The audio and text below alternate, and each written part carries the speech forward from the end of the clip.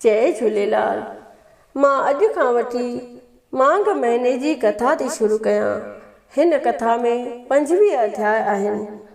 तव्हां सभिनी सां वेनती आहे त हिन कथा खे पूरो ज़रूर ॿुधजो।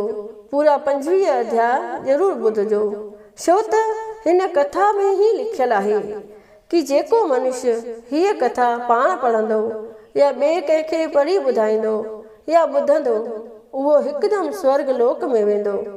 जेको पुण्य आत्मा मांघ महीने में श्रद्धा ऐं प्रेम सां हिन पुस्तक खे पढ़े थो, तंहिंजा सभई पाप पार पटिजी वञनि था। उन्हीअ खे अश्वमेध यज्ञ करण जो फल मिले थो। जेको सचो भाव रखी हिन कथा खे ॿुधंदो, तंहिंखे मांघ महीने जे सनानु करण जो फल प्राप्त थिए थो।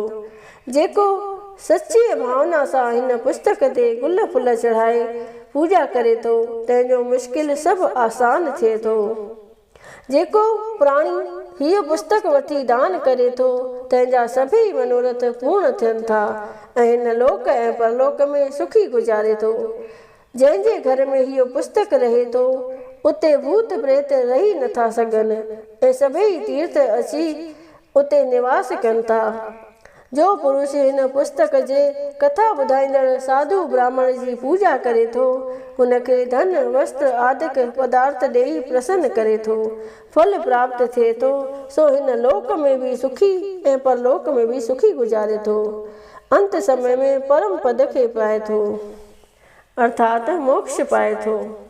त तव्हां सभई हिन वीडियो खे तव्हां सभई हिन कथाउनि खे लाइक भी कजो ऐं कमेंट बॉक्स में ओम नमो भगवते वासुदेवाय ज़रूर लिखजो, तथा पंहिंजे सिंधियुनि भाउरनि ऐं भेनरुनि खे शेयर भी कजो त उहे भी इहे कथाऊं ॿुधी सघनि। ऐं अॻिते तव्हांखे ॿियूं कहिड़ियूं कथाऊं खपनि, उन्हनि लाइ भी कमेंट बॉक्स में ज़रूर लिखजो।